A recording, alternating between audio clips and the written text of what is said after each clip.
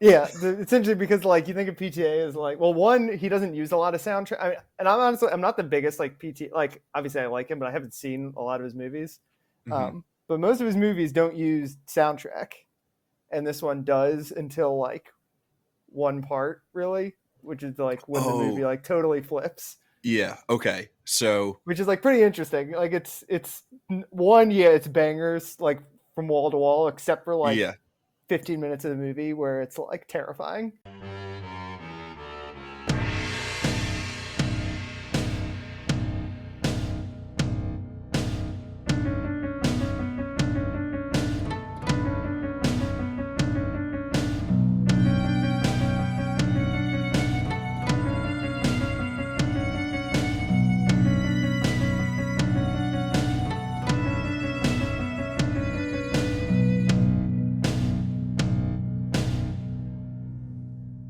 So with Tim, who was on last week's episode, we were joking about how he's the music guy and he was a week early on the music forward movie.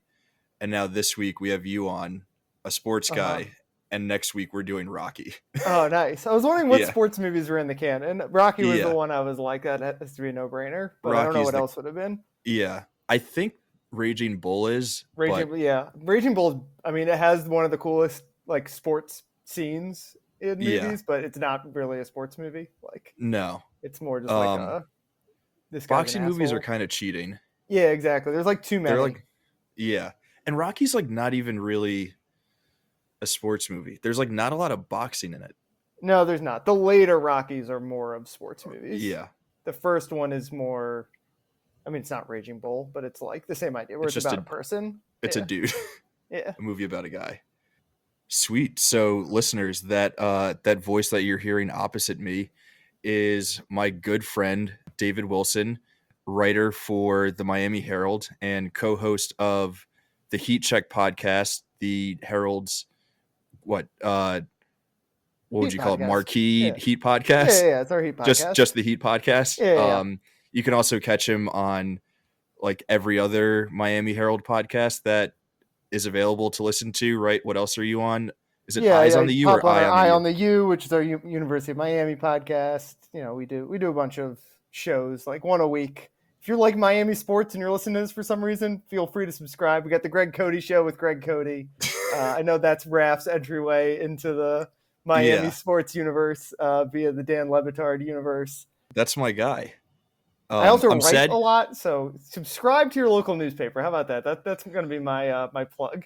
dude. Local newspapers are awesome. I don't know if you've listened to any of our shows, David, but one of our contributors for the Canon, or not for the Canon, for Screen Age Wasteland, he also is a writer for a local newspaper Oh, out in nice. Alabama. So I think I listened we to an are, episode. Was he on your toys? I've listened to some of your episodes, just like as I watch a movie. Like I'll be like, all yeah, right, I'll see if you got that. he was on Back to the Future And that's the and one. Yeah, I 12 listened to Angry your Back to Men. the Future one. Yeah, yeah. Yeah. So we're doing our part here There at you the go. Canon to support local journalism because it's very important. But I am pretty sad that you weren't able to get your colleague Greg Cody to come on with us, even though he famously doesn't know movies and is probably too big of a name for this Be a for the big Saw get for Canon to get. the He, canon. Yeah. especially within like our first 2 months as a podcast. You know, maybe a little bit down the road we'll get him, but I mean, I think If you you're a guys do huge get too. Scarface, or you got to like work some Miami movies in, and I then watched we get you Scarface guys. super recently. I'd never seen it until pretty recently, also. And then my wife and I went to a costume wedding, and being from Miami, we're like, we got to do Yeah, something Miami-ish. So we watched Scarface. Pretty good. nice. It's pretty solid. It's very Miami, very Yeah, Miami. and rappers love it. Like all like Rappers the do love it. '90s rap albums / Yeah, early 2000s rap albums that I loved, they're all Scarface references. which is Reasonable super Doubt, it's funny like all because Scarface references. Tony Montana is like an awful character. Like you know from the beginning that he's doomed to fail Yeah, because of how much of a bonehead he is. But yeah, people still love him. That's like film bro 101 stuff. yeah, exactly. All right, so we're here to talk about Boogie Nights, but before we get into Boogie Nights, we've already talked about it a little bit. Because because of your day job, what you do, what you cover, I feel like it's important for us to get the Miami sports. I'm from New York, so there's a lot of New York Miami sort of rivalry stuff going on. So I feel like I have to get these questions out of the way. Yeah, we're Just recording while, this 3 days after the Heat ended the Knicks season. yeah. So all right. I think the funny thing is, I was in Miami hanging out with you about a month ago, and we were talking about doing this episode and when it was going to be released. And you're like, yeah, that should totally be fine. The Panthers and the Heat probably won't make runs in the playoffs. So Yeah. like it'll just be like Marlin stuff and like maybe some like early football stuff. But it'll be like a pretty quiet time around then. I remember we were like Would you- watching a big Knicks game, I think. Yeah. Wasn't there like some big Knicks because they were like fighting for seeding, I think, back then? Yeah. It was Might either have like been the- early playoffs or like Yeah, I late think it actually might have regular been the very season. beginning of the playoffs. Yeah, like the Knicks won but- their first game against Cleveland, and Yeah. Me and the rest Yeah, of the New York playoffs City, had we were started. Now that I'm remembering top of like, the what world. my work schedule was when you were here, yes. So, But it was still like the idea was like, oh yeah, it won't be an issue. yeah, The Panthers and the Heat will be out of the playoffs by then. yeah, there were They're 8 both seeds. eight seeds. There's no way that the Heat are beating Giannis and the Bucks, and there's no way that the Panthers are beating. Wasn't it the greatest regular The season? Bruins, who set like all the hockey regular team? season wins, Yeah. points, all So- the records. Here we are. We're recording a few days before this is released because that would otherwise conflict with both Eastern Conference finals for both of those teams. And we wanted to make sure that we could get you on the show. So we're doing it now. But I just want you to like walk me through what the hell is going on down there. What's in the water? Like, what is the scene like in Miami? Is it crazy? Is Miami the new Boston? Are you guys the biggest sports town in the country? Like, what the I don't hell know is about happening? that, but it is crazy. I mean, it's definitely a Heat town, Miami. Like it's a Dolphins town first and foremost. But Mhm. the Heat have been, for basically our entire lives at this point, they've been good. Like even going back to the '90s before they were really good, they had great Knicks rivalries, and then obviously Dwayne Wade comes and they win the title in '06, and then the Big Three happens. So the Heat, like, this is their third time in 4 years going to the East Finals. It's surprising because they stunk in the regular season, but it's not surprising because they're like the Heat and they have a big fan base, and like they're Pat Riley and Eric Spoelstra and Jimmy Butler. The Panthers, they were really good last year. It was like kind of surprising that they were bad in the regular season. The two teams had weirdly mirror image seasons of each other, but it's honestly that's been a cool story because it's South Florida and it's hockey, and who plays hockey in South Florida? Although coincidentally, one of the guys they're playing in the conference finals on Carolina from Fort Lauderdale, so one of the That's few hilarious. NHL players from Florida. But it's cool. I mean, they got a really good. It's a smaller fan base certainly, but it's growing, and it's interesting because the two teams actually play pretty far apart from each other. They're both South Florida, but the Heat play in downtown Miami and the Panthers play in like suburban Fort Lauderdale. So they definitely like draw from different fan bases. Like everyone is a Heat fan because they're so good, and that the Panthers have always been like more the team of like the suburbs and Broward County. But like I've been covering them kind of off and on for the last couple of years, and they're a team like because they've been good now for a couple of years. Like this run is out of nowhere, but they've been successful. People have been excited about it, so it's cool to like watch a city kind of like learn to love a team. And I don't know if that really answered your question as to what's in the water. What's in the water is that they have Jimmy Butler and Matthew Tkachuk, who's basically hockey Jimmy Butler. So they've got the right idea of like you want to have like two jackasses who are also really good, and everyone hates to play against them. Okay, so it's nothing in the water. There's no like water supply that we can steal from Miami and bring up to New York. Drain the Everglades. Yeah, and just bring it up to the Long Island. Well, Sound he or kind of something. did, right? They stole Pat Riley from the Knicks way back when, so they kind of stole New York's mojo. 100%. This is so off topic, but have you ever read Blood in the Garden, the book No, about I need to. Yeah, it came out a couple 90s years ago, Knicks? right? The Chris Herring book. Yeah, and then it ends with Pat Riley leaving the Knicks to go to Leaving? Miami and James Dolan taking over, and everything is miserable since then. And that's been like my entire. Yeah, it's kind of like pretty much my- Boogie Nights, right? The first half, great, and then Yeah, it goes and off then the things rails. get really, really sad. But unlike Boogie Nights, the Knicks story never gets happy at the Yeah, end. again. Like there's no, it doesn't circle back around to the happy ending. Okay, so we don't know what's in the water. I am like still reeling from the Heat ripping out the hearts of me and every other Knicks fan, even though as a Knicks fan I should have known that Yeah. we Bing bong. could not have relied on Julius Randle to take us to the promised land, but thus is the life of a sports fan. And I promise for those of you who are just here for movies, we will get to that stuff soon. But Yeah, just skip ahead again, like 5 minutes or whatever. yeah, but you know, we're here. Dave is with us, so I have to ask these questions. Some other, I think, interesting sports related New York Miami questions are sort of more looking forward. So the Mets are reeling right now. The Mets are like, that's really my team in terms of sports that I follow. Is there like a real chance that the Miami Marlins finish ahead of the Mets in the standings? I'd be pretty surprised. Although I don't think the Marlins are bad.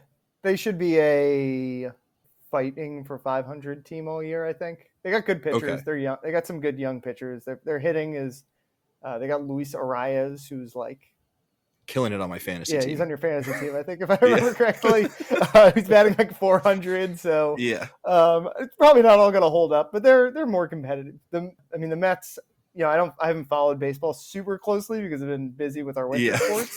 But I know the Mets lost to my beloved Nationals earlier today, so it can't be going well for them because the Nats are pretty terrible.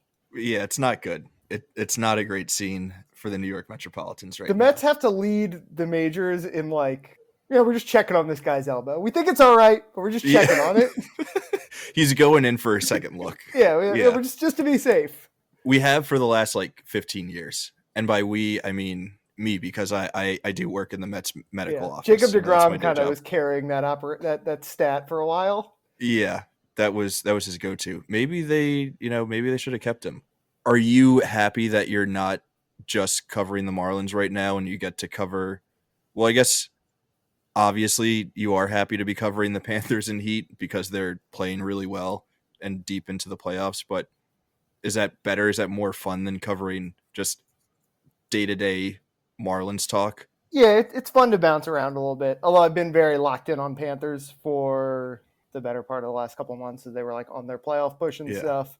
And you're traveling with the team to all those games? Yeah, I've been traveling the last couple of weeks, so it's been hectic, but yeah, it's been fun. To put in perspective, how out of nowhere this Panthers success is we have beat writers for every other team in South Florida. Mm-hmm. We do not have a Panthers beat writer. I kind of became the Panthers beat writer.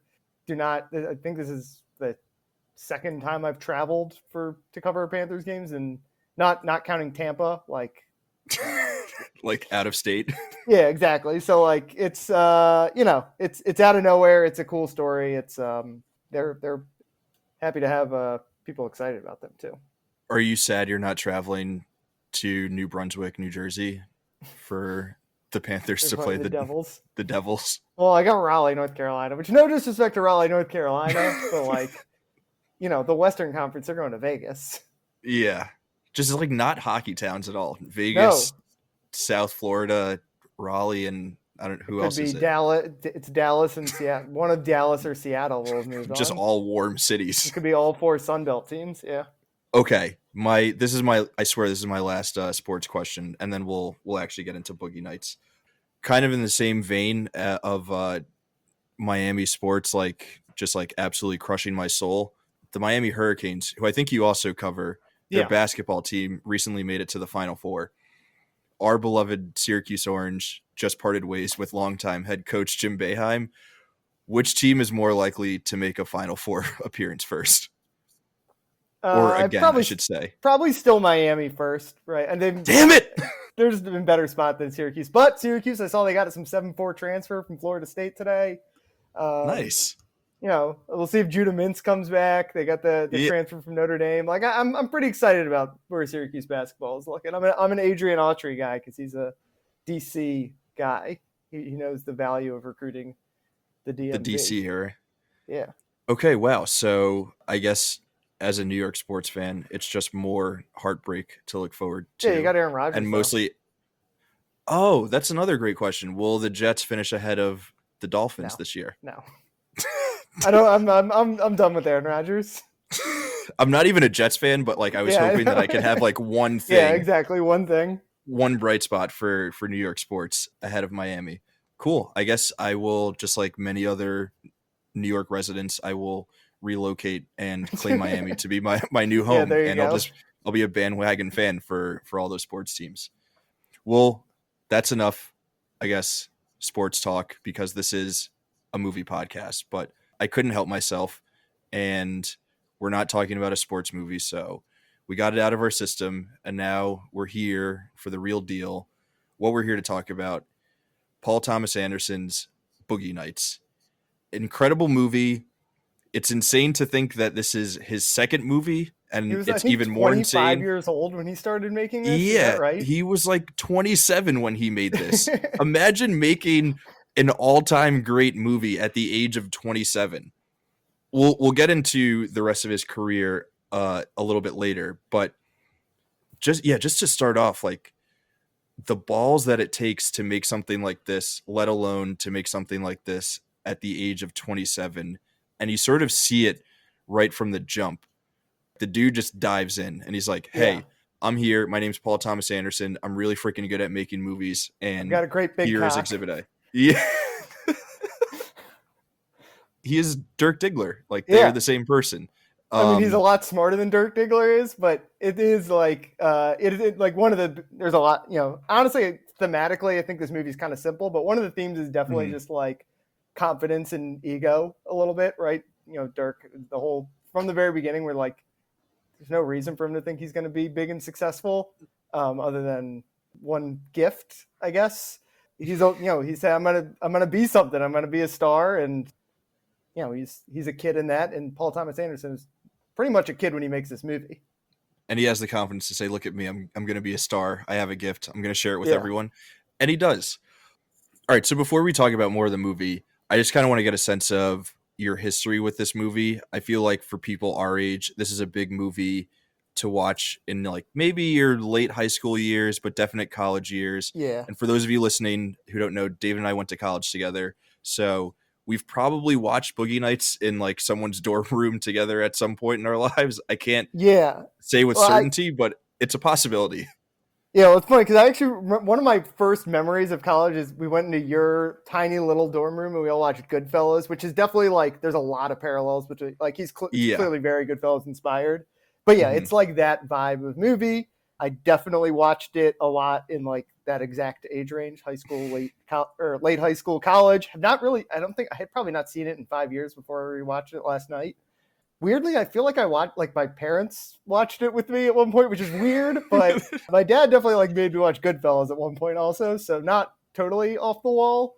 A Um, movie about the porn industry is like yeah, a the little weirdest weird, movie that you can but watch with your parents. it's it's like a classic, right? Like it's like a bro dude movie, but it's Yeah. also awesome and like has some things to say, I guess, about the world and family and all that kind of stuff. But yeah, I mean, it's like you said, it's that exact age range. I'm sure the way that you watch Goodfellas and Fight Club and like it's in that Yeah. oeuvre where like you get a movie poster and you put it on your wall and then you watch it in college. But Yeah. it's And really good. It's not a lot of those movies are really good, but it's really good.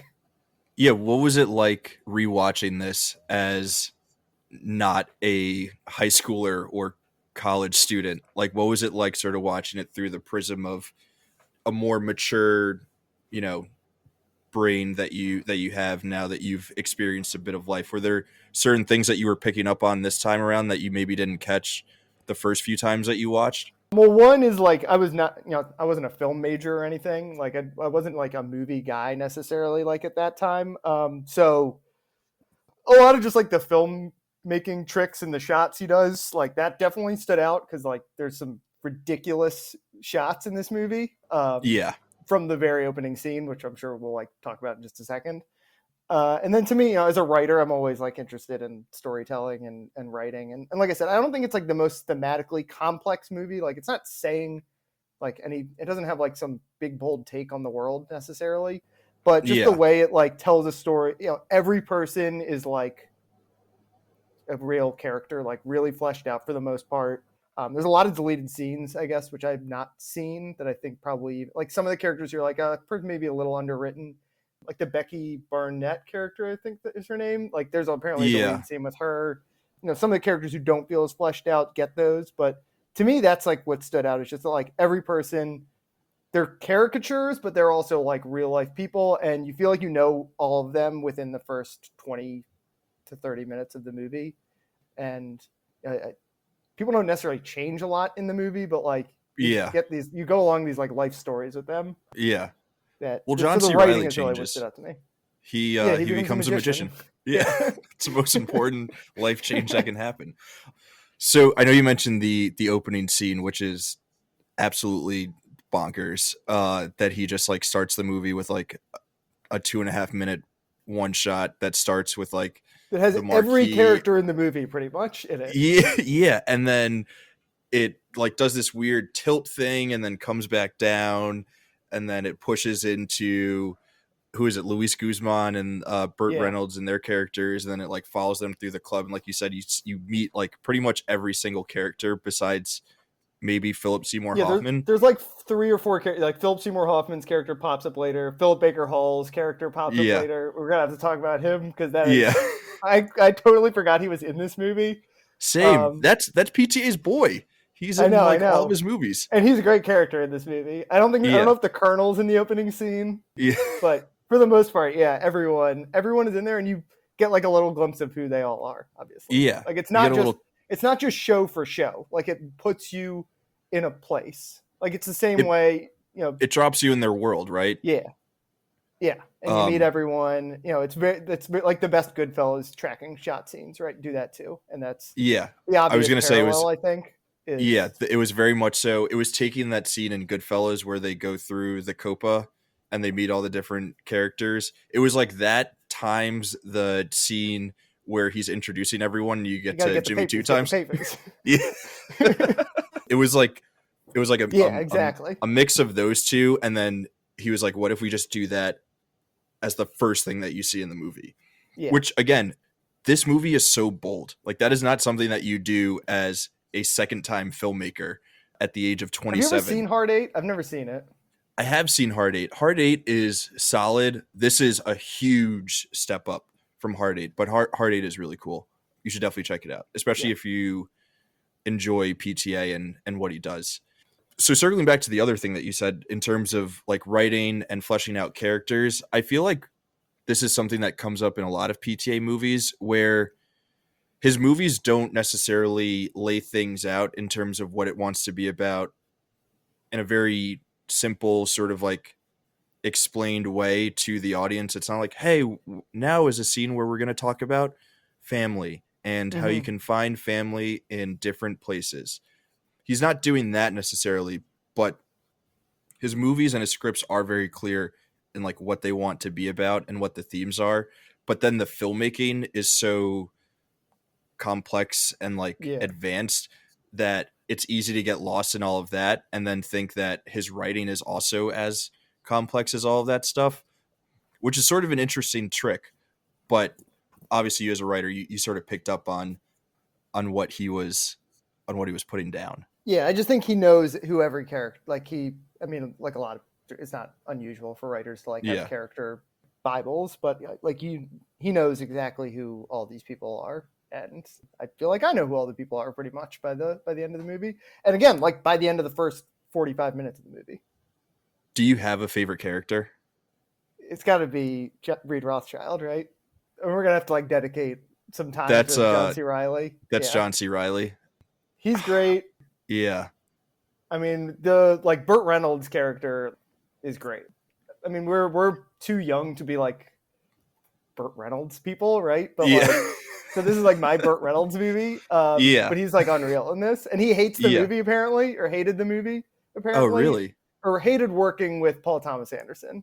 Okay. Which like makes sense when you think of Burt Reynolds as like 65 years old and like and he's listening to a 26-year-old kid telling him what to do.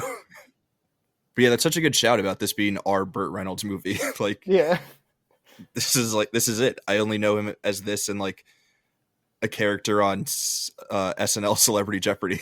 Yeah, exactly. Yeah.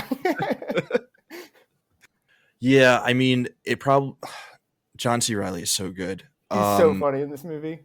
I do love. I'm a sucker for Don Cheadle, so I'm very sympathetic to Buck and his whole story. I think he is He's a got a like kind of interesting story. It's yeah. He has he's a really like he's just like a nice guy. Like it's I yeah. can't quite know. I don't know exactly what they're going for with it. And it definitely like doesn't it runs parallel in a lot of ways to the rest of the story. But Hmm. yeah, I love Don Yeah, he's Cheadle. just Love like a his sweet shirts. dude who's kind of just along for the ride. He's Yeah, not as sweet and hopeless as William H. Macy's character. Like he's sort of somewhere in between that and John C. Riley's character. yeah, Like a weird in between. And then I would say for me the other great character is Philip Seymour Hoffman, who's always yeah, fantastic and always fantastic when he works with PTA, but this character is amazing. And he does I don't know if there's an actor who's ever done more with so little. Like yeah. he doesn't really There's have that many lines, but no, he and his best work is like in the background of scenes and like yes. in the side of scenes. Like the Yes. first scene when the first we're like jumping all over the movie right now. Yeah. That's But fine. he's like the scene where with the Jack and Dirk fight. He's in the background like freaking out the whole time, Dude, that's in my and notes. His the, reaction in the background is amazing. the first porn scene. He's like at the end of that, and they all like go up and shake Dirk Diggler's hand. He's like in there, like trying to get into the circle with everyone. He's just Also, his reaction shot is great because he almost drops the boom. He's yeah, like he's like shaking so quivering. much. Yeah, Yeah, so good. Too many great characters. everyone's It good. is, Like, there's not a bad character in this movie. Todd yeah. is great. Todd, Todd is great. the psychopathic stripper. The wild card. Yeah, Alfred Molina in his one scene is amazing. Such a weird deviation. Again, that scene, and I know we're jumping all over the place, but to be like 2 hours and 15 minutes into your movie and then be like, I'm going to drop a title card here that says, and one more thing, just like a random oh yeah, aside. yeah. I wish I'd And, written that down. What exactly it said, but because yeah. there's not a lot of title cards in this movie. The only other title card I think is '80s, like when it shifts. Yeah. So Hmm. it's like it's kind of out of nowhere and random and breaks like structure a little bit. But Yeah. yeah, But it's amazing. He's like, before we get out of here, how about this scene? yeah, And just dedicates like 15 minutes to that madness. And then that's it. And then you have like the actual third act of the movie that yeah, comes after that. It's it's wild. Like I just can't imagine having the confidence to do something like that. But you know, when you have a big gift, you you can do things like that, and you believe in yourself, you have the confidence, and you're going to make it happen.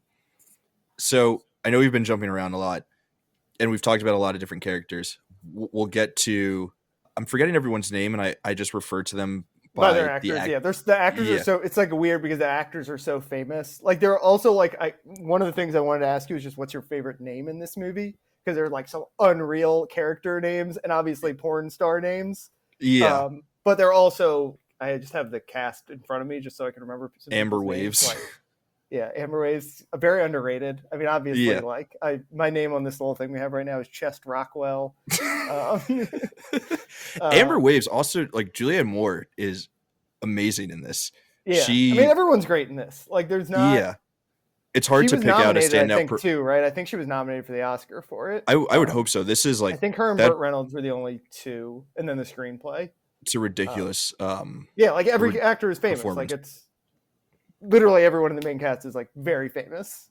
Yeah. So it's one of those movies where the characters are iconic, and that almost makes it more incredible that you like feel like you know the characters because so many of these actors you know what they're like as actors too, Hmm. like as Yeah. people outside the movies. Okay. I think this is a good segue to where I wanted to take us next. We haven't talked about the main star, Yeah, Dirk, that's where we have to start. Mark Wahlberg.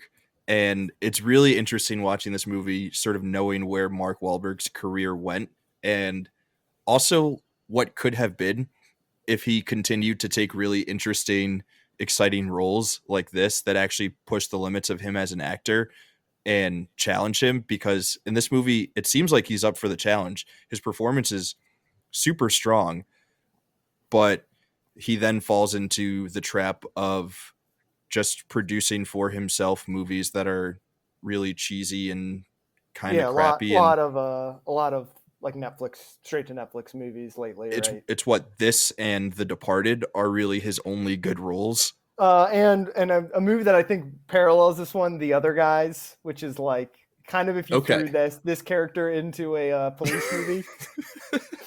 I've never seen The Other Guys all the way Oh, through. really? The Other Guys is yeah. great. So I'll take your word on that one. But yeah, he's the center of everything that's going on here. And I don't know, what do you think about Wahlberg in this role and everything that's come of his career after? Yeah, the casting is like genius. Obviously, he'd actually, he I guess had been in the Basketball Diaries Mm-hmm. with Leonardo DiCaprio. So originally, PTA wanted Leo for this movie, which I don't think would work necessarily. It would be a very different movie, obviously, and it's a different Leo than we're like used to now, obviously. But, Yeah. I think he basically recommended Mark Wahlberg because they were in Basketball Diaries together. And until he'd done some movies by then, obviously. But for the most part, he was Marky Mark, right? And a Calvin Klein model, I think, right? Wasn't he an underwear model at one point? Yeah. So, like, they're clearly, like, riffing off of that dumb guy persona that he had and still has, right? Like, we're talking about these terrible movies he makes. Yeah. And he's got, and again, like the other guys, he's playing the same guy. Like, it's kind of cracking me up how similar the character basically is. But he's really good in this movie. He's obviously acting, but he's also, like, he's playing like a super naive Arrested Development teenager. One of my I have a column. I'm going to read through it eventually. I just wrote what I love, like why I love this movie, things I love in this movie. The opening tracking shot was obviously the first thing I wrote down, but then the next one was they show his bedroom at one point. They do like a pan around his bedroom. I think it's like the very next scene. Yeah. And he's got like, it looks like a 14-year-old's bedroom.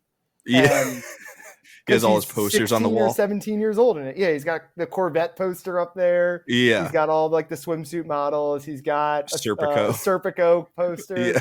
Like he's a kid. And that is, he plays it well. Like he's acting. Obviously, that's not who he is. But it also like kind of is who he is. Like he's do you think he's playing a version of himself in a way? A little bit. I mean, I wonder like, if every actor, you transform, right? But you don't totally transform. You take pieces of you. You can only transform so much. So there's like pieces of him in it, obviously. I wonder if there's like a bit of meta stuff happening where Mark Wahlberg doesn't realize that he is playing a version of himself and then went on to think that he had this great gift that maybe he doesn't share with Dirk Diggler and thought that he could actually become, he has become a major star, but and he's certainly not. He's a good actor. Like even at the end of the movie, he's like reading lines and he's like pretty good. Yeah. Like he feels like a real actor. Like in the beginning, he's playing a bad actor, obviously. Yeah. Which is hard acting. Yeah. But I don't know, the whole thing is interesting. I wouldn't be surprised if, I know you mentioned that Burt Reynolds didn't love working on this movie. I wouldn't be surprised if Mark Wahlberg has recently, or in more recent years, said that he didn't love working on this movie, or like he doesn't love that this is part of his I think he likes Paul Thomas Anderson and likes the respects, like he knows it's a good movie, whereas I think Burt Reynolds didn't necessarily feel that way. But yeah, he's like become very Christian, and I'm sure it does not jive with his beliefs. Necessarily. Okay, let's talk about your real favorite character. Just give me, I'm sure there are things on that list that you can pull from for why he's your favorite. So just start ripping him away. The introduction scene for him is like literally the funniest thing I've probably ever seen in my entire life. He comes I probably would have seen you there because I'm there every day. Yeah. He's like, how much do you bench? How much do you squat? All right, we'll say it at the same time. Yeah. It's like two 8-year-olds meeting at the park. Yeah, exactly. That's what it is. Have you seen Star Wars? People tell me I look like Han Solo. Yeah. And the fact he pronounces it Han Solo, I feel like it's a very 70s thing. Like my dad definitely calls him Han. Like people, I don't know why. But yeah, so that the whole scene, it goes from that, and then they're like doing tricks in the pool, like teaching you how to do cannonballs and jackknives. No, man, you have to do it like this. He does the flip and he like Yeah. back flops on it. Yeah. Yeah, like you said, it's like 2 8-year-olds meeting up there. So I think one, he's hysterical. Two, great guy. You know, Dirk comes in and basically takes all of his parts, and he's like, "Sweet, I'm just gonna be this guy's like wingman." Great magician. That helps. Really good magician. Really good magician. Great quality. Great poet. And lyricist. Yeah. But what I love about that scene is the first like 20, 30 minutes, like that you meet Mark Wahlberg, they do a good job of like, well, one, this guy's just like a moron. Like, he's just probably not a very bright guy. But two, he's like a kid. And like all the stuff, like I said, the bedroom posters, the way that he and John C. Reilly are at this party where everyone's doing cocaine and drinking and all that kind of stuff. And they're just like jumping in the pool and hanging out by each other. Like, there's all these porn stars around and they're just hanging out with each other like two like 13-year-olds. Yeah. Hey, man, you drink margaritas? Yeah. 1, 2, 4, whatever. Yeah. But yeah, just I think they do I don't know how old he's supposed to be.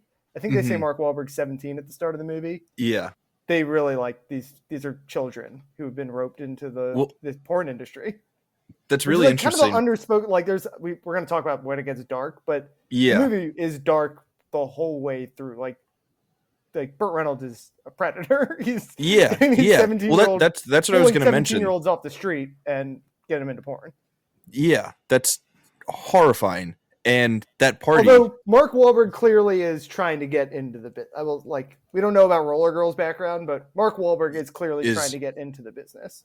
That's why he's at the club, obviously. We only know that she, at the point that we meet her, that she feels like she needs to be there, but we don't know, like you said, we don't know what happened. She's already in the world. She's like a year ahead of him or something like that. But yeah, man, I mean, Paul Thomas Anderson, he's not shy about, this being a very predatory business in terms of like even the people who you meet at the party. That girl who ends up ODing is like when she walks in not even when she walks in, when the shot of her and the is it the colonel, of her and the colonel getting out of the car, and you see this old man, and then you see her and you're like, that's like a 15-year-old girl showing up to this party and then doing a bunch of drugs. And you think so, doctor? this is twice in 2 days that a chick's OD'd on me, man. Like, such a dark movie, but also so funny. But I think, I mean, Paul, they do sow the seeds that the colonel is into some illegal activities, I guess. Because all the girls 100%. He's with always look like they're like 15 years old. Yeah. And what was I going to say? Oh, well, two things. One, the way that PTA plays comedy is amazing, because unless you're looking for it, or unless you've seen his movies multiple times, you don't realize how funny they are, because on the surface, everything is so serious and so dark. But there are a lot of really funny lines and scenes and moments in this movie and in a bunch of other movies that I'm sure we'll talk about a little bit later. But then the other thing I wanted to bring up is that it is kind of interesting, and I think he's very deliberate in the way that he shows the way that boys are brought into this world and the way that girls are brought into this world, and like how much darker it is for the girls that are being brought in as opposed to the boys who get to do cannonballs off of the diving board and stuff. Yeah, and the girls are literally dying, of coke overdoses. It's horrible. Yeah, that's a good point. Yeah, I didn't think about it until just now. Yeah, there you go. That's some good braining you're doing there. But yeah, that party scene, that's probably the best part of the movie, I think, in my opinion. Like, it's the most fun, certainly. Like, there's parts that are probably like crazier, better made or whatever. But that's another one where you just, again, they're still just introducing little bits of, that's the first scene with Reed. Obviously, it's the first scene with the colonel, right? The colonel gets out of the car. I think that's the first time you see him. So they're still introducing characters there. Does Scotty show up at that party too? That's his first scene. Yeah. So, I mean, just with his belly button hanging out.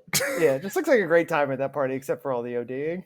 Yeah. Besides young children being brought into the world of pornography and drug overdoses, it looks like a swell time. But I love the way because there's basically 4 characters who get introduced after and 5 because the John C. Mhm. Riley character too, I think. Oh, he might actually No, be in the he's beginning. dancing. He's in the opening scene. You're right. He is dancing. He's dancing with Don Cheadle. I think there's 4 characters who get introduced later on in the movie: the Colonel, Scotty J, Philip Baker Hall, Floyd Gondoli, incredible name, and Todd, the stripper. And every time they show up, the way that he introduces them like they're superheroes, basically. Like Mhm.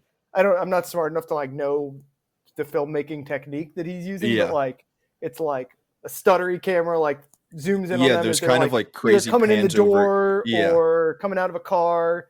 He introduces them all like they're like superheroes, and to like Mark Wahlberg, they kind of are. I mean, he doesn't like interact necessarily with all those guys, but Mhm. they're the bosses of this weird world that they've cultivated. Let's talk about the other scene where some of these characters get introduced, which I would think, in my opinion, probably rivals the first party scene as best scene in the movie. Although it is hard to say best scene, but They're maybe all great. most pivotal scene in the movie is the 1980s New Year's Eve party. Yeah. Which is sort of this. I want to say one other thing, going back to my Mark Wahlberg as a child. Because we should say the scene where he gets kicked out of the house by his mom, who's like, how did we forget? Great character who I don't even think has a name. And is just like the worst person in the world. Yeah. But she's like yelling at him, and he literally says, "Don't be mean to me." Is one of the things he screams back at her. Like he's like a 16-year-old kid being thrown out on the street. I almost legit did a spit take. So yeah, I mean that goes into we mentioned a couple times the big theme of this movie is definitely family and like the family you choose, all that kind of stuff. There's also definitely a theme of like terrible mothers in this movie. And she is a terrible mother. Amber is a good mother, sort of, to she obviously very clearly like adopts Dirk, and I think literally maybe adopts Roller Girl. I don't know if that's legally binding, but to adopt someone while railing lines of cocaine. But she's also a terrible mother to her actual child. And honestly, a terrible mother to Dirk and Roller Girl. She gets both of them addicted to cocaine. Yeah, it's also like probably not chill to have sex on screen with your adopted son. Yeah, there's some Oedipus stuff in there too. Very weird. The first scene we should also say is spectacular. Just like the whole setup to that scene where when he's just got back from the war and he's like trying to get into and he's trying to get into acting for some reason. Yeah, it's wild. And every scene where he takes off his pants, because they obviously showed at the end, which we'll talk about obviously, but I remember the first time seeing the movie, you're like, are they going to show it? Because they show everyone's reaction to it. And that, it tells the whole story. You mentioned Philip Seymour Hoffman's reaction, everyone at that shoot. The Colonel's is unreal, where Jack tells me what he's a great big cock. I see it. My favorite reaction in the first porn scene was the cameraman who has his eye up to the, to like the lens, and he like literally moves his head away so that he can see it, not through the camera, but in real life. Yeah, they also do a really cool shot in that scene, not to just be like shots, but they do a cool shot in that scene where they go into the camera somehow and do the reverse. I don't know. Again, I'm not a film school kid, so I don't know all the technicalities, but that's cool. And actually the shot at the party too, where one of them jump into the pool and the camera follows them underwater. Oh, yeah. A lot of cool stuff in the first, there are also a lot of really cool shots of similar to that porn scene, but just like of cameras capturing cool moments and of like really close-ups of like bulbs going off and stuff when a picture is being taken, which is very much so feels out of the Goodfellas, Scorsese like textbook. But the way that it's done here is it's definitely interesting. Yeah, they do a lot of the Scorsese Coke shot, right, where the person does Coke, and then I guess then comes Tarantino does that also. Yeah, right. Yeah, Scorsese first. He invented cocaine. Little known fact. But yeah, so Amber in the in the party scene, that first outdoor pool party, Yes. when someone picks up the phone and the kid is asking for Maggie, and Luis Guzman is like, "Is there Maggie here? Oh, their son is calling," and you kind of know, even though you don't Yeah, and know then they that cut. it's her. Yeah. Yeah, and then it's like it cuts to her just like by herself doing cocaine, with not even in the party Yeah. doing it as a social activity. She's just very sadly addicted to this drug And then and she's failing her duties watching as a Mark mom. Wahlberg through the window, I think, is the net, Yeah, like the camera moves and shows like this is her new son, basically. yeah. Uh, Cinema. Wow. yeah. Themes, symbolism, Themes. all that good stuff. But like I said, I Metaphors. think that it's a pretty basic theme. I think it's clearly the theme running through this thing. Hmm. And It's also the theme of like all of PTA's movies. yeah, I mean, He's a very gifted filmmaker, but he is pretty simple. And I think once you sort of key into what he's interested in, and if you are also interested in that, it's really easy to like his movies. I once saw his movies described as they're all about two weirdos who are trying to play mind tricks with each other and like trying to one up the other person, which is, I mean, that's Jack and Dirk, yeah, right? Or you could really apply it with like a lot of different characters in this every movie. relationship in the movie, pretty much. Yeah. Yeah. I do love that the dude who replaces Dirk, I'm getting ahead of myself. I love that his Yeah. name is Johnny Doe. Johnny Doe. DOE. And then the guy who plays Amber's husband, there's like one where they have the divorce mediation thing, is I think a bassist from the band X who goes by the name John Doe. So there you go. I'm sure it's a little joke in the movie. Yeah. They have this guy named Johnny PTA Doe. joke. Yeah, exactly. But yeah, let's jump to the second party, the New Year's party. The New Year's party, which is missing is where the movie all of turns. Yeah, it's missing all the happy-go-lucky sort of vibes of the first one. It's not outdoors. It's not a pool party. Everyone is indoors. William H. Macy is still watching his wife have sex with other men, and he gets fed up. And I think that's the moment where the movie really takes a turn, because that's the first moment that you see violence. That you see actual violence. I think is that the first time Dirk does coke? Is it that party?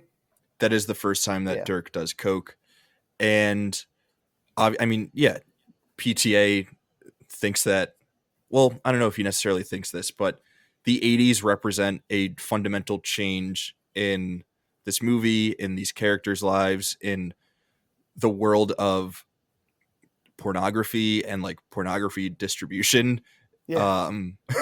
Like this movie is in a weird way. There would be other layers. Like we're too young to have lived through the 70s and 80s, but I think there are other layers to this movie that if you're 20 years older than us, like PTA is, there's more to it. Because like we see the caricatures of the 70s and 80s, but yes, it's very obvious that this movie is great. Everyone's having a great time in the 70s. The 80s come and it's terrible. And it's awful. Dirk gets addicted to coke. He gets into fights with Jack. He can no longer get hard-ons, which is really the whole reason for his existence at this point. William H. Macy kills himself as the clock strikes midnight. Don Cheadle has to stop wearing cowboy shirts and switches over to some weird Rick James-like outfit that he's miserable in. Well, that's where he meets Jesse St. Vincent, I think, right? Is that scene? They get married, so we're actually the one like full, I mean, not fully happy because he gets denied the bank loan later, but he's the one who has kind of like the happier character arc, I would say. Yeah, and John C. Reilly, he never really, I guess the Alfred Molina scene, he sort of gets like his one dark turn, but he's otherwise, I mean, he's addicted to coke also, but yeah. Yeah, not as bad. We're not centered on him.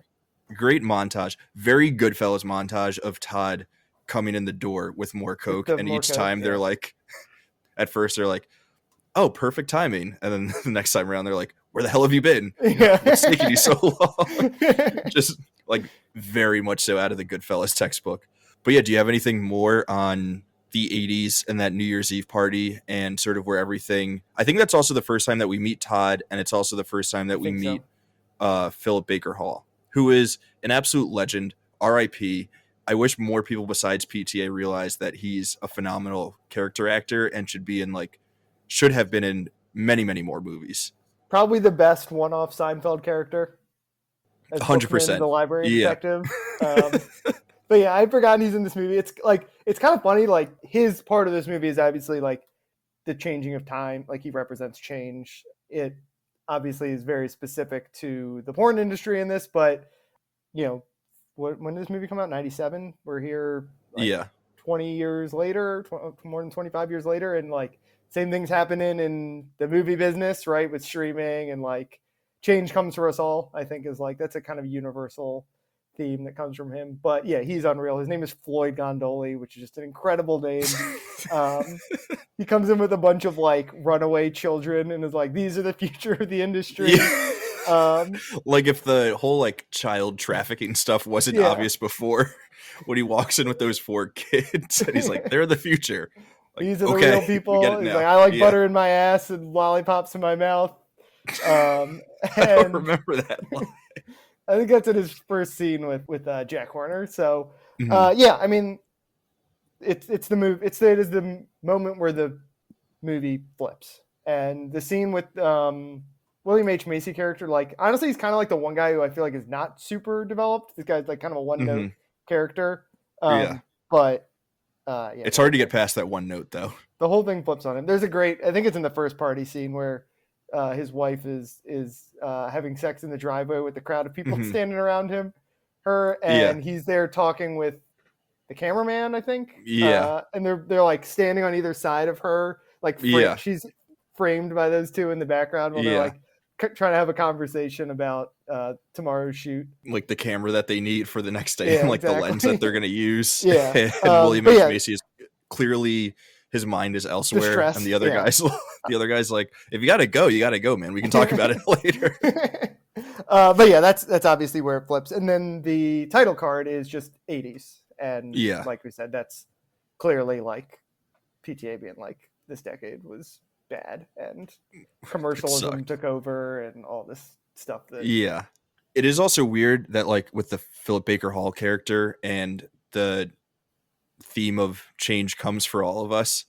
While I was watching this, you've seen Babylon, right? I think we've talked about it before. So we're gonna bring. I had that written down as one of my potential recommendations because I kind of didn't realize how inspired Babylon is by this movie.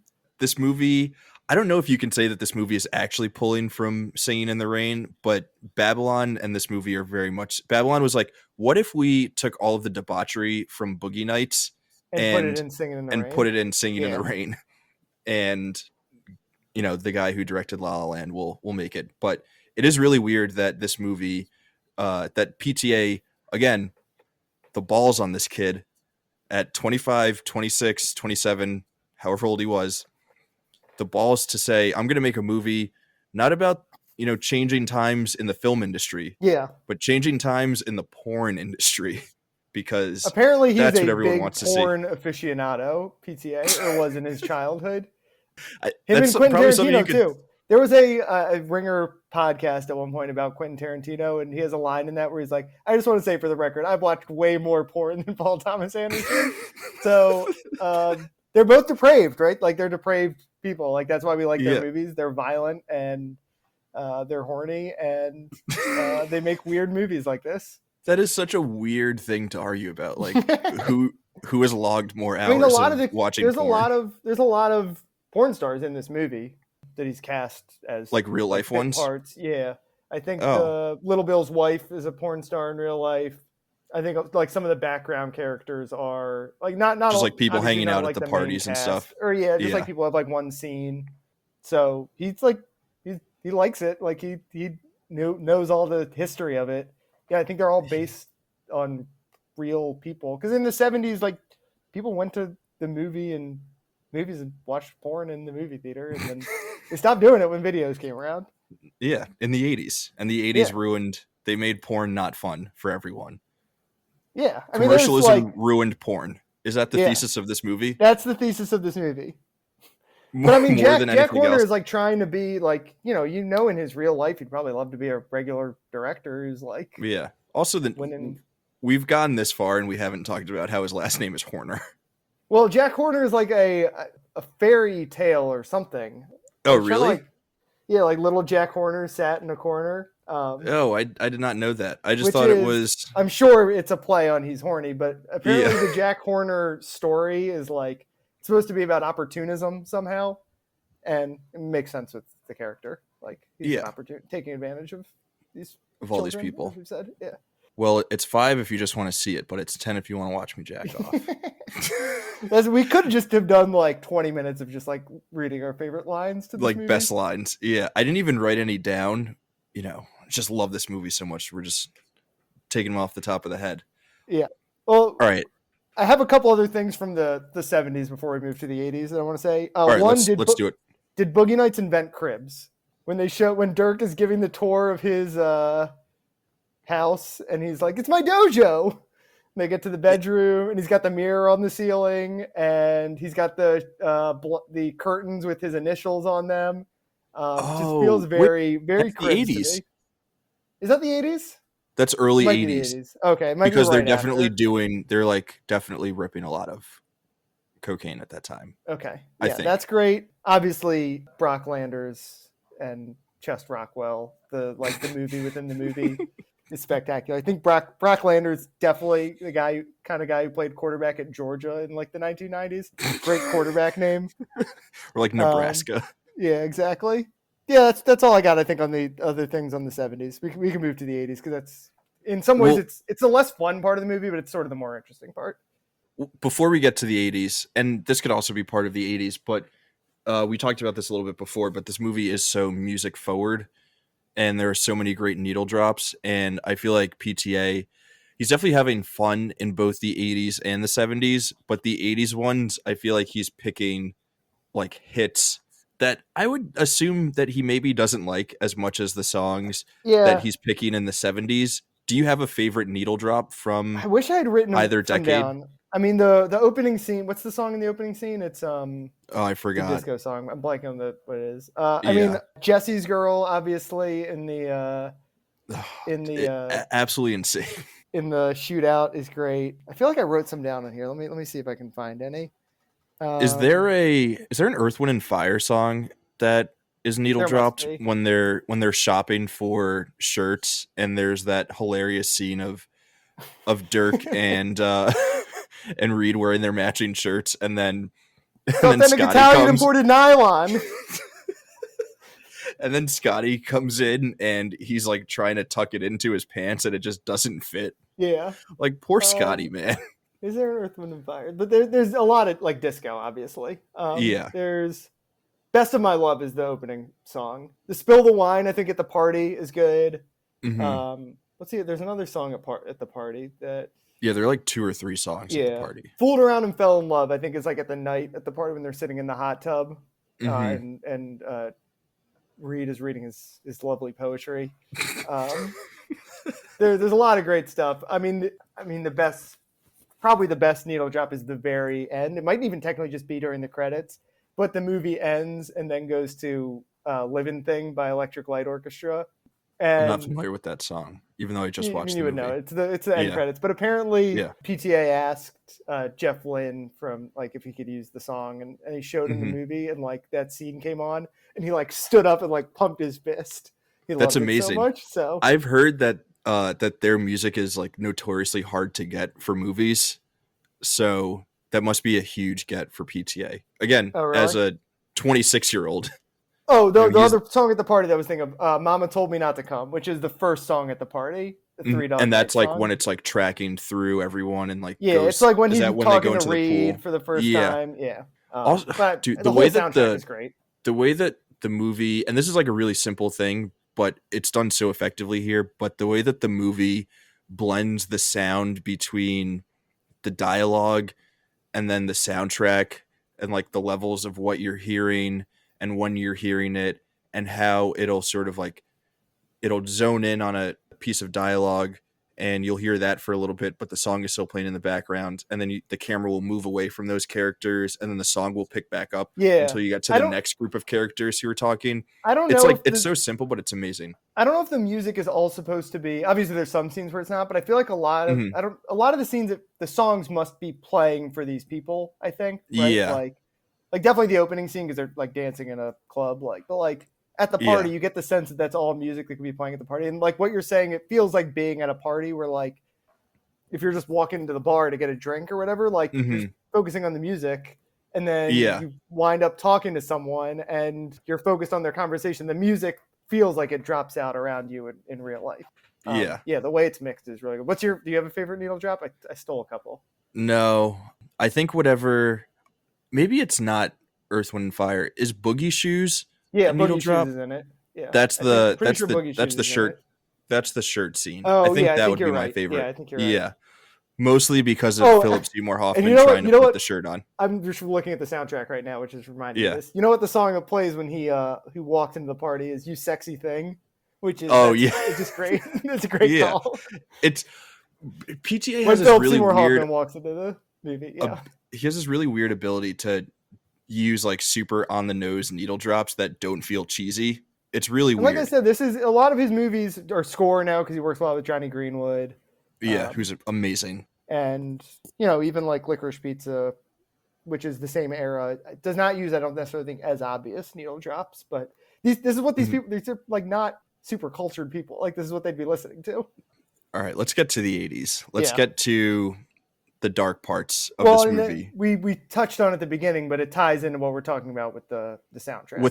With the soundtrack, yeah. So do you want to just skip forward to that? Or is there anything in the 80s? Signature scene of the 80s, right? Yeah. I have a couple of things written down, just like it's when the real world collides with their fantasy. Finally, for the first time, you have Don Cheadle going to get the bank loan, and he can't get it because he's in the porn industry. I thought it was very interesting. There's a couple of times where they put like a date card at the bottom. Like to jump around through time. I thought it was very interesting. Like Tuesday morning, September. Yes, that's what I was going to say. The Julia, it's her when she's going in for the divorce, like mediation. And it just says Tuesday morning, Tuesday morning, September 1930. It's like the most mundane thing. Like she's living this glamorous porn star life, but you still got to you still got an appointment to be courted Tuesday morning. It's kind of I'm sure you've seen The Shining, but I don't know if you've ever noticed in The Shining the title cards for the time lapse is kind of similar in that it's like really all over the place.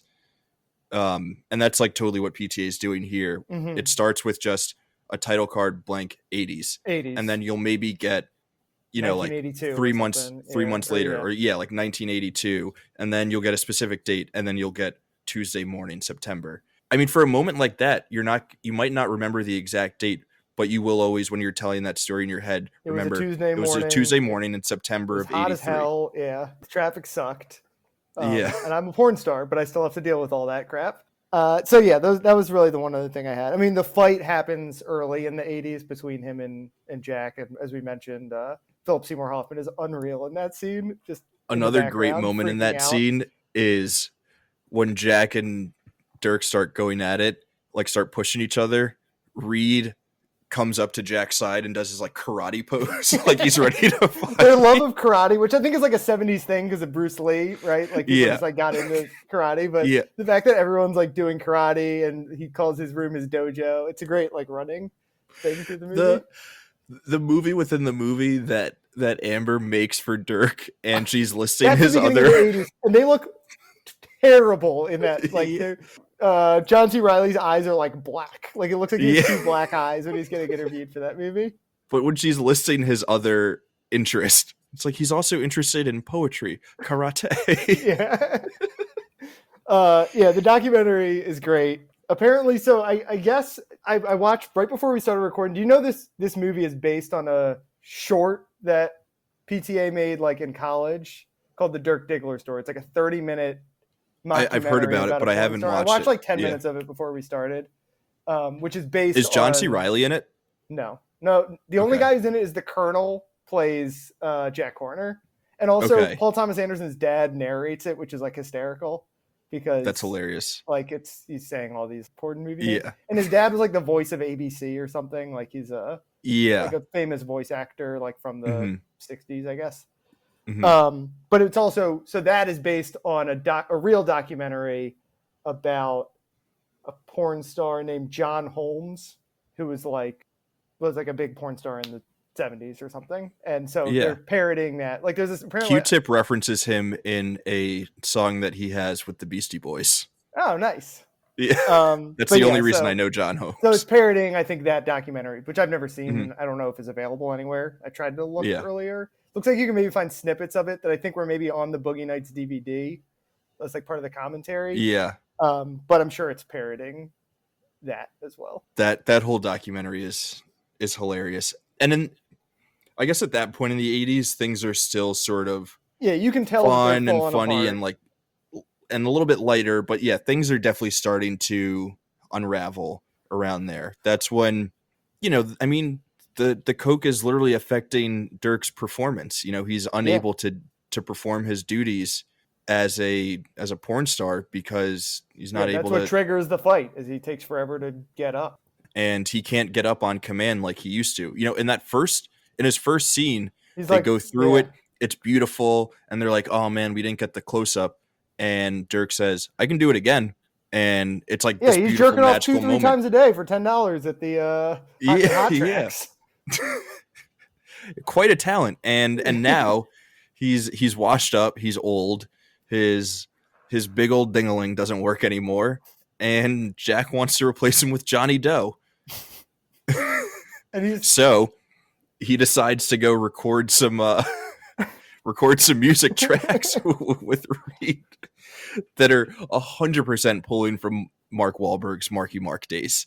And yes. if Mark Wahlberg is not Well, aware of that, then he is the biggest fool in the world. and they're doing Step Brothers before Step Brothers, right? Like Yeah. it's Boats and Hose.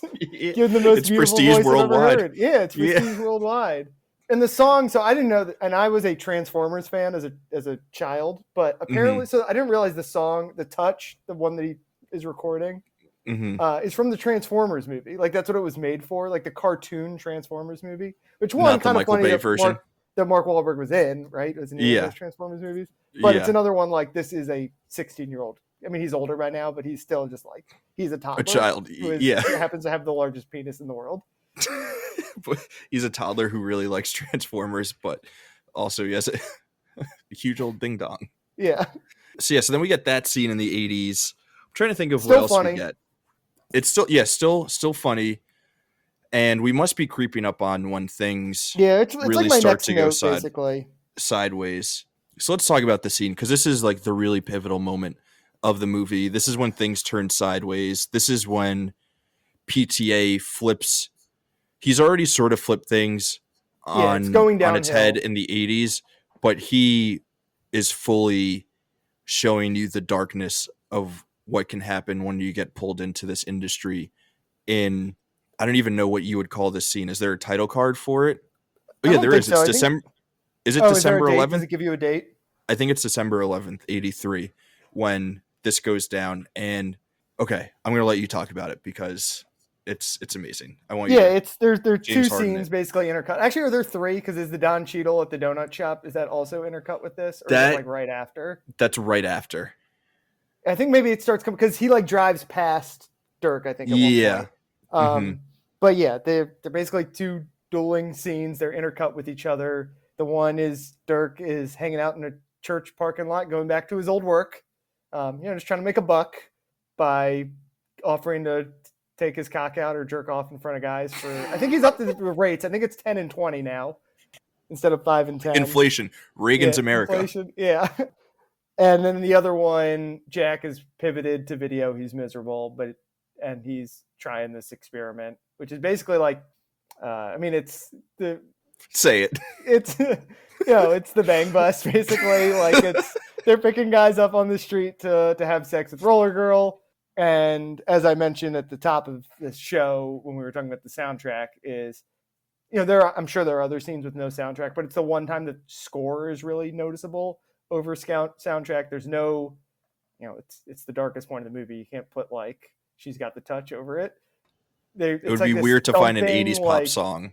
Yeah, it's like this thumping bass, and it's like terrifying. It's the, we talked about how this movie parallels to Goodfellas, which has a similar like bright-eyed young guy rising through the ranks of this seedy industry. Mm-hmm. and it crashes eventually. But I think in Goodfellas, the crash is really fun. Like I love watching Yeah. him flush the coke down, or Karen flush the coke down the toilet, and the Like I helicopter could falling watch around. that crash Yeah, over and over like it's again. I could great. It's watch one of the most watchable just scenes in the that scene. movie. And Yeah. this is like you watch it once, and if you're gonna like rewatch it over and over again, it's like the one where you're like, it's kind of hard to watch. It's I have in Dirk my notes, eventually. it's unwatchable.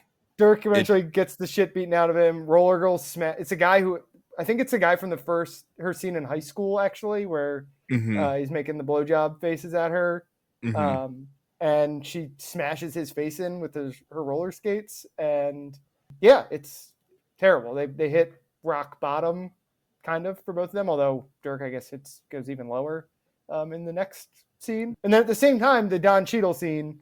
He's in a donut shop, and basically Pulp Fiction breaks out around him, and he ends up with a bag of cash, but also like covered in blood Yeah. because there's a And shootout with a robbery gone wrong.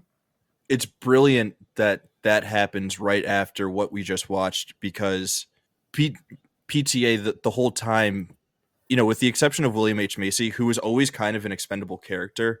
Yeah, not very developed, I don't think. But Yeah. So one note. when that happens at the start of the 80s, you're definitely shocked, but you still don't believe that any of these people are really in any danger, in any sort of trouble whatsoever.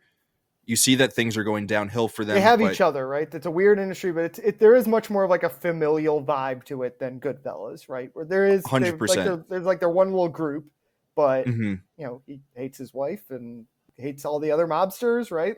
This Yeah. one they all seem to like each other. Everyone likes each Yes. other. So you think that they are going to make it out of this pretty much with no real danger ever entering their orbit, despite all of the ridiculous, absurd stuff that's happening around them. And then in this scene, you realize how vulnerable Roller Girl and Dirk are to all of the evils that surround them in terms of being in this industry and what it can turn you into. And it's not just happy-go-lucky, me and my friends show up to set and we'd have sex with each other and our other friend films it and then we all distribute it and make some money, which is also like a weird activity for friends. I can't imagine being in a pseudo family style environment where we're just like boning and then releasing that to the world. But Yeah. I guess, that's not the lifestyle that we've chosen for ourselves. And that score, man, that thump, that little like droning bass thing or whatever it is that's happening. I don't know who made it, but it does sort of feel like early Johnny Greenwood. I didn't realize the score is done by the music in the movie, so I assume this is by Michael Penn, which is a Penn brother, Sean Penn's brother. That's Nice Guy Eddie from Reservoir Dogs. I don't think it's Nice Guy Eddie. I think it's the third brother. Oh, it's the other Penn brother? Yeah, I think. Okay, that would be hilarious. Yes. No, it's... And this guy's apparently in the movie also is Nick the engineer. Which brother is Nice Guy Eddie? Chris Penn. Okay. So there is confirmed third Penn brother who absolutely terrorizes us with this score that seems to never stop. That scene goes on for what really feels long. Like forever. Maybe and it's cutting back and forth, and the way that the Roller Girl scene is shot, where it's like you're seeing the recording, it feels like a horror movie. It's like 100%. It feels like an '80s slasher film. Yeah, that's playing out in front of your eyes. It's absolutely terrifying, and that's the moment where they hit rock bottom. In any normal movie, the next scene would then be the start of the third act, where our protagonist, realizes all of the strength that they have inside of them, and they are able to overcome all of the horrible things that have happened to them. But instead of being a normal movie, PTA decides to add that title card that we were talking about. Yep. That says like, and one more thing before we go. And they have that crazy Alfred Molina scene that is absolutely bonkers, but absolutely amazing. Jesse's girl is playing during a shootout with Todd and Alfred Molina's random friend who ends up getting shot. And then Alfred Molina takes out a shotgun on Reed and Dirk. But yeah, talk to me about that scene. That is when we talk about the Babylon parallel. That's the like Tobey Maguire scene, right? Like that. It feels very ripped off of that. Holy shit. I did not catch that. That's amazing. Yeah, that's 100% it. A guy pops up for one scene, like inspired by it feels like. I mean, there's probably other examples like that in movie history, but it reminded me. Once Mm-hmm. I saw someone compare it to Babylon, so I had that thought in my mind. Mm-hmm. Definitely reminded me of that. Yeah, I mean and then the scene basically ends with just a close up on Mark Wahlberg's face, and he's doing like 1,000-yard stare, and that's when it clicks for him that like, all right, this has gotten pretty bad. Should probably Yeah, go back to Burt Reynolds. we should turn things around. And then from there, we get the final scene, right? Pretty Of much, I think. Yeah. everyone sort of. We know that Don. It opens with Don Cheadle opening up his store, Oh yeah, and and I think I realized that I either haven't seen this in forever or maybe like never got all the way to the end. But when I was rewatching, I was under the impression that Don Cheadle was the only one who made it out happy in the end. yeah, I kind of forgotten that it ends on a pretty happy note where they've got their family back together, basically. Yeah, the baby's playing in the pool with Uncle Reed or whoever, and Jack is back to being the man of the house. And yeah, everyone's good, everyone's happy, and then you get that final scene where we learn that they are still making pornos. Yeah, and you get to see the giant dick. How brilliant is it that he saves the dick for the final shot? That final scene, and I mentioned earlier, it's like by far like he's reading lines, and he's actually like kind of become a good actor by then. Like, Mm-hmm. it's no coincidence that everything's terrible. Like when he's away from the family, and everything's better when they're back together.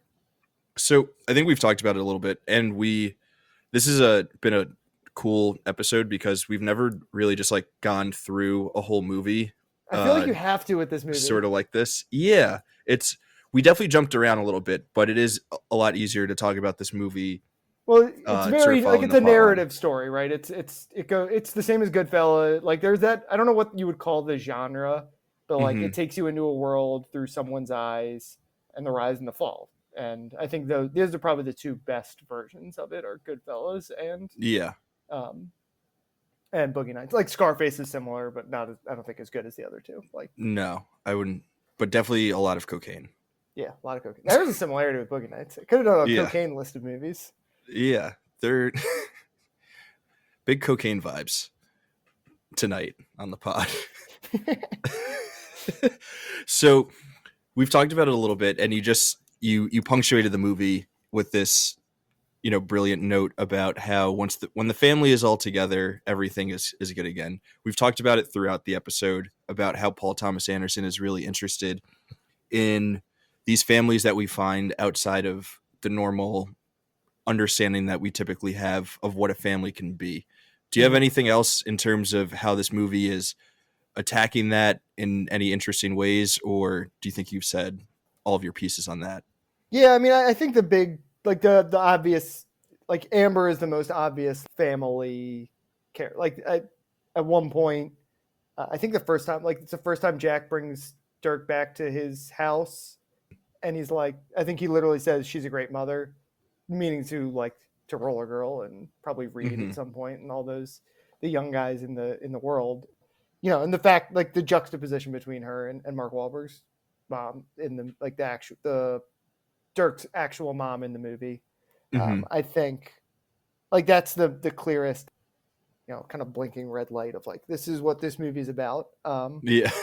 But it's all like, there is like Don Cheadle like eventually does have a family, but his family is within the family, right? It's another porn Yeah. star.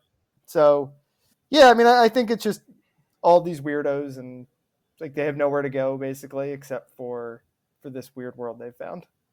It's kind of beautiful. It's It is. really weird that this guy made a beautiful movie about the porn industry and how awful it can be and how it rips kids away from their families. But then within that industry, they get to make new families. So it all Yeah. works out at the end. Yeah.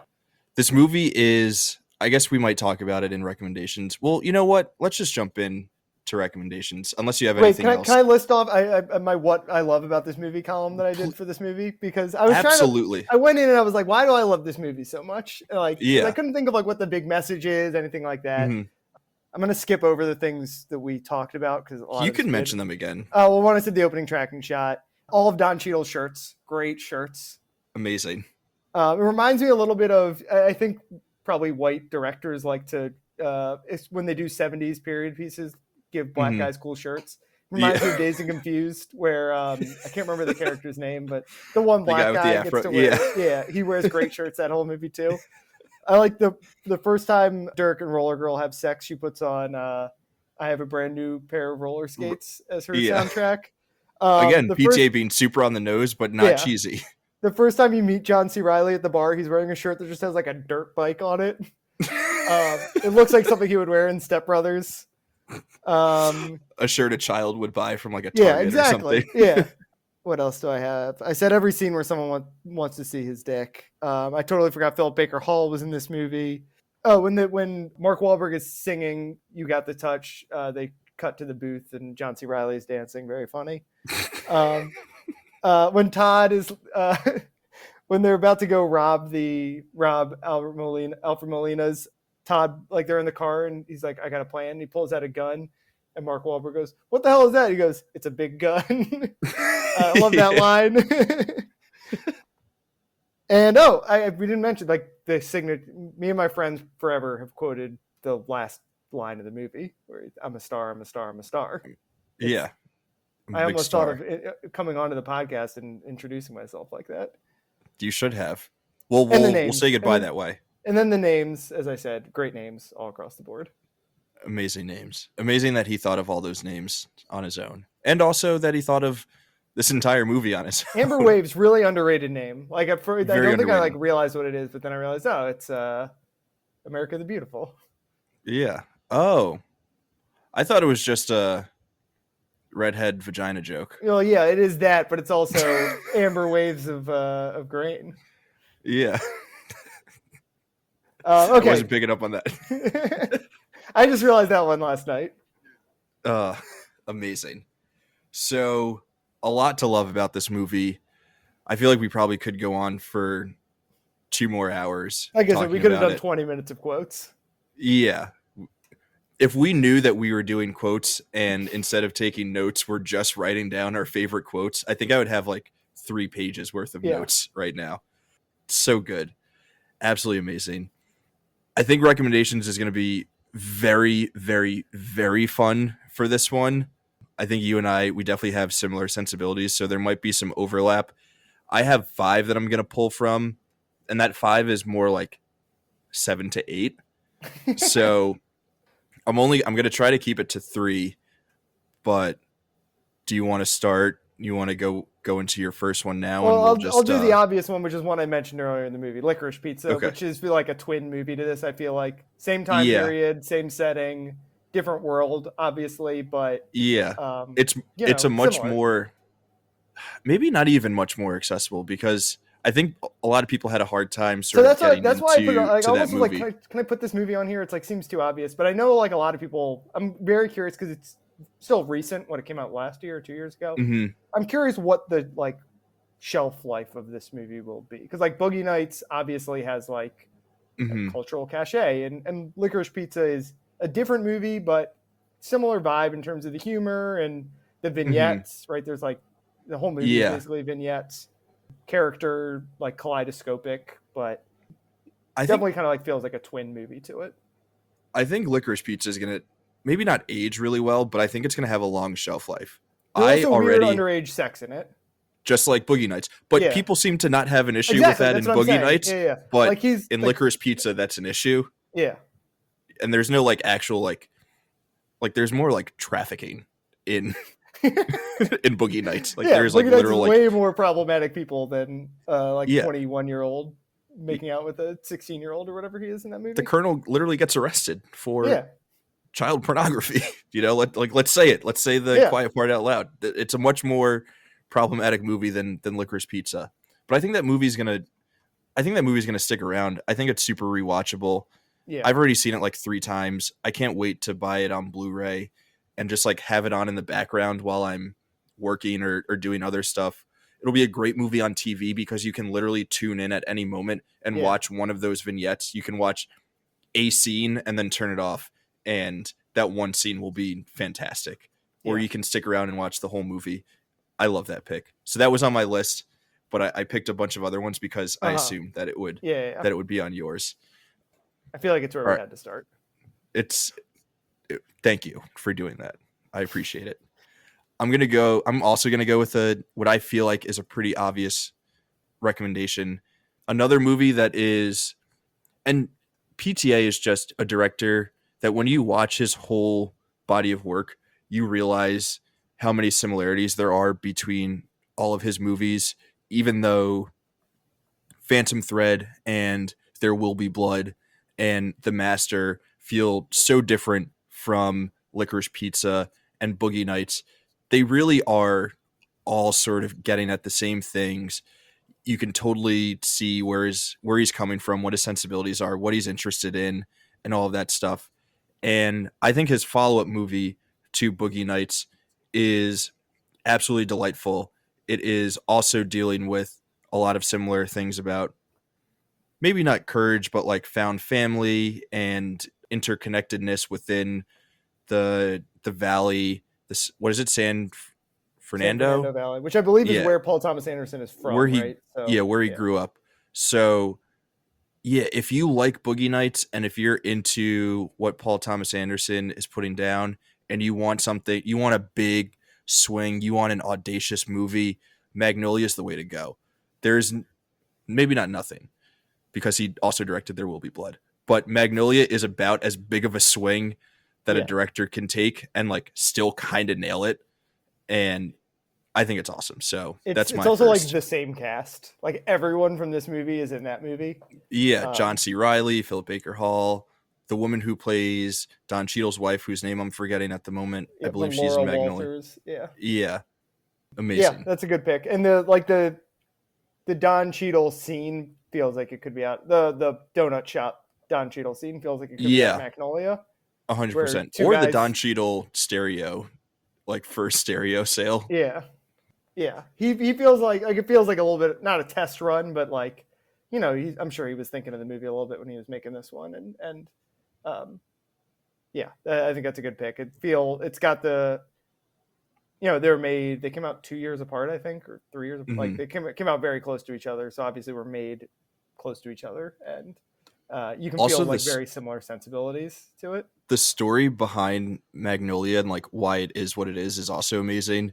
So PTA had a really hard time with the studio and getting like a cut that he wanted for Hard 8. Yes. And because of that, Boogie Nights is in a way a commentary, a diss towards like people within the industry.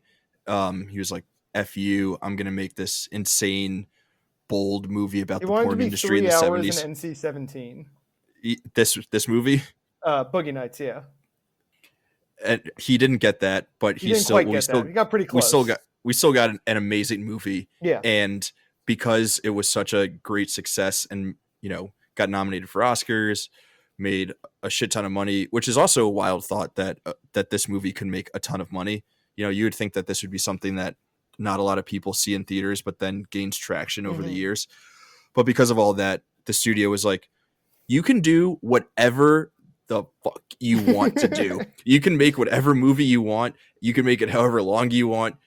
We don't care. You get final cut. You get final say. We're not going to see it. We're just going to distribute it. And we got the weirdness that is Magnolia. So sometimes it doesn't work, but with Paul Thomas Anderson, it Yeah. does.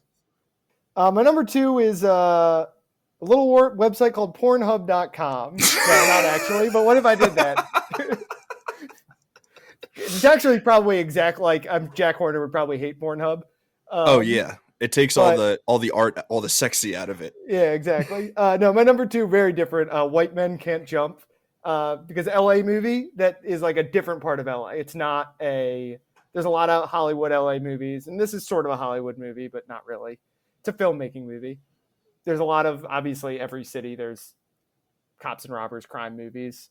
But White Man Can't Jump, which is, I guess there will be a remake out of it by the time this podcast comes out.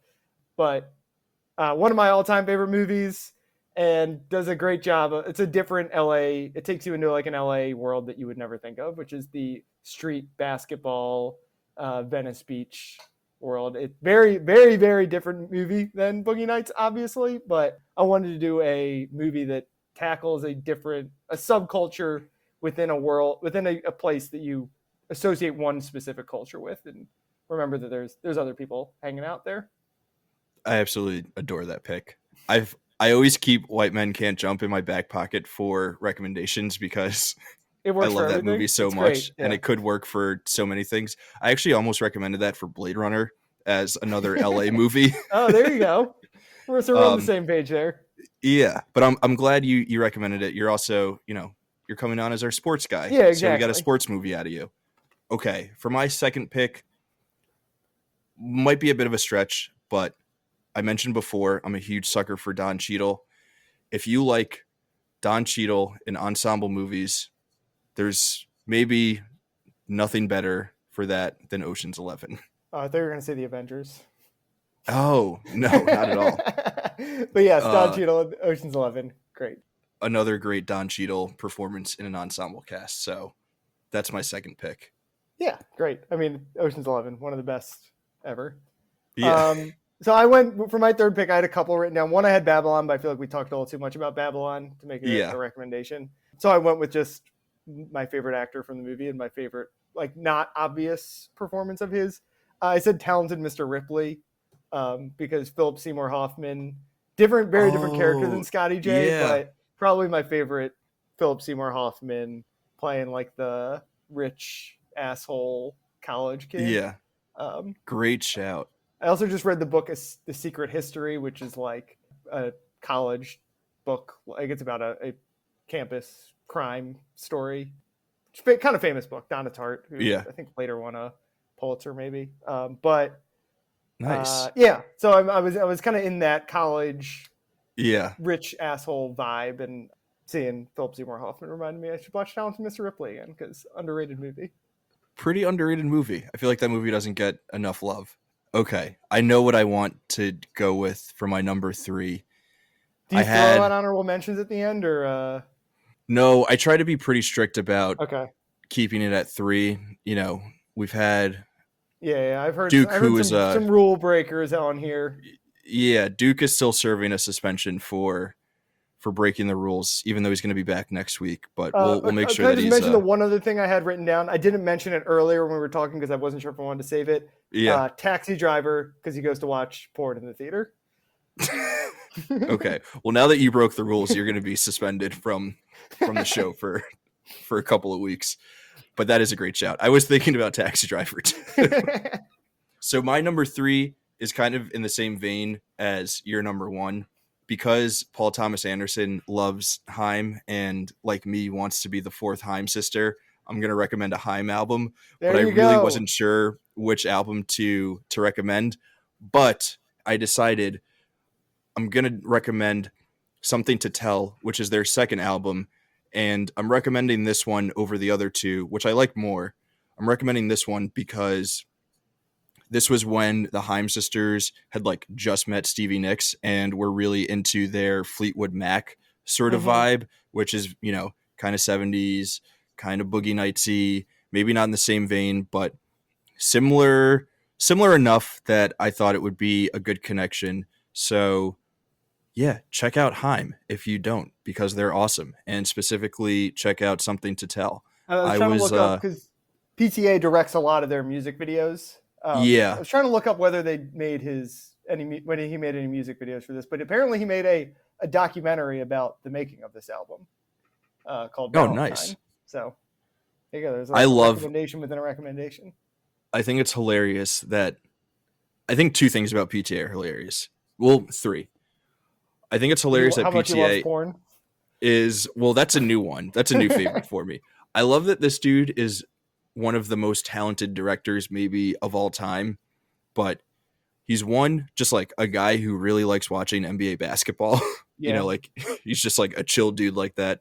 Is he a Lakers fan? I would guess he's a Lakers fan, right? Probably a Lakers fan. Yeah. 2, that his partner is Maya Rudolph. Yeah, that's great. Who seems like her professional work seems like it cannot be any more different from PTA. You're like, wait, the guy who directed Phantom Thread is in a long-term relationship with Maya Rudolph, like one of the funniest SNL cast Who members does of have all a time. good appearance in Licorice Pizza. She does have a great appearance in Licorice Pizza. And the third is that he adores Haim and wants nothing more than to be their fourth sister. And it's because is it like their dad, I think, was his teacher. Their mom was like, yeah. Was it the mom was his teacher? Yeah. In high school? Yeah. He heard who their music on the radio. Pizza, right? Because I think it's the real mom and dad play their parents. Yeah, it's the whole family.